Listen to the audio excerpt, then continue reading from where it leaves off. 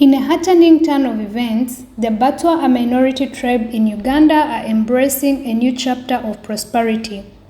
Once reliant on hunting in the forests they called home, these communities are now venturing into smart agricultural practices for both sustenance and cash crops. In the districts of Rubanda and Kisoro in southwestern Uganda, the Batwa communities are experiencing a transformation thanks to a soil and water management project by Nature Uganda, a local conservationist organization. The idea is that the Batwa are one of the groups that used to use these forests a lot. But now, because of the modern management principles, we don't allow these community groups, or at least our law doesn't allow these community groups to be in the forest. So we can have an arrangement on how they can use the forest, but they can't live there.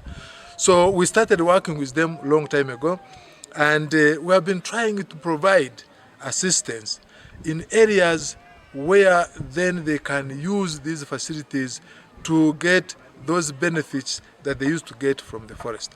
So if, for example, they were going there for food, how can we work with them so that they can produce food outside? If they were going there for honey, then how can we work with them so that they can get honey without necessarily going into the forest, where then they would use the fire to harvest the honey, but eventually burn the forest. This initiative introduces innovative conservation methods, including the use of contour trenches to combat soil erosion in the hilly Kigezi region. Achilles Byaruhanga, the Nature Uganda Executive Director, emphasizes that smart agricultural practices have proven effective, gaining widespread acceptance for their role in enhancing production. But to have got small pieces of land. There are some organizations like Bindi Mugahinga Conservation Trust who bought land for these community groups. But this land is not enough. So they have small plots of land. And we are saying, okay, land is not enough, but we should look after it first thing. If we are here, as you can see these hills, if you don't protect the land, it is going to be washed away by rain. So we have introduced soil and water conservation so that they can protect these small pieces of land where they live. But also we have got some other additions. We are practicing what we call climate smart agriculture, where you can produce a lot from a small piece of land. So we have been digging fanya chini, what we call fanya chini, or contour trenches to stop soil erosion. On those trenches, we are going to plant to put some plants, like animals, like napier grass, so that these plants that we are planting to stabilize the soil can be used now to feed the animals which you have given them. So we think it is a very good initiative, and that if we can protect the small pieces of land, then we can produce more from what we have.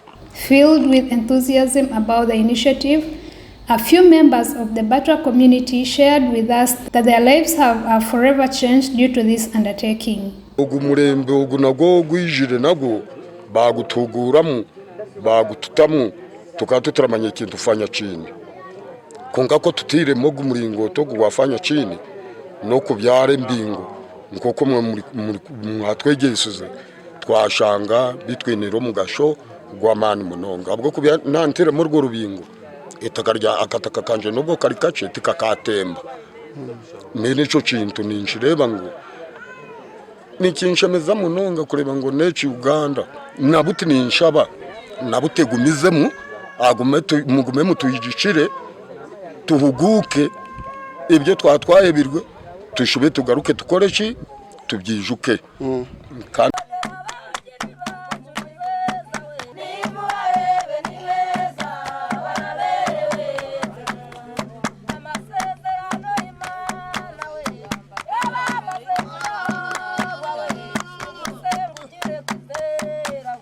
kubwo twabasize kubona baratwigisha imiringoti nangwa ariyo fanya chini na fanya juu kugira ngo tubashe gutega itaka ryacu kugira ngo ritatemba.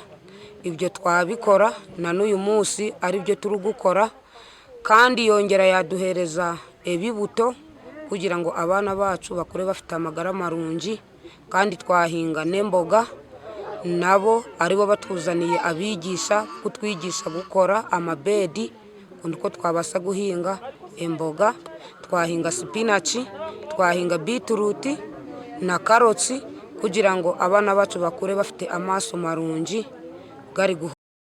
Before their resettlement, the Batwa lived in huts constructed of leaves and branches, frequently moving in search for food. Since 1992, their lives have been marked by significant change. The Batwa community's transformation began when the Bwindi Impenetrable Forest, Maghinga Forest, and Etria Forest, their ancestral homes, were turned into national parks and World Heritage Sites. This move aimed to protect the 350 endangered mountain gorillas within its boundaries. In the face of adversity, however, the Batwa are rewriting their story. They are embracing sustainable agriculture and fostering a promising future.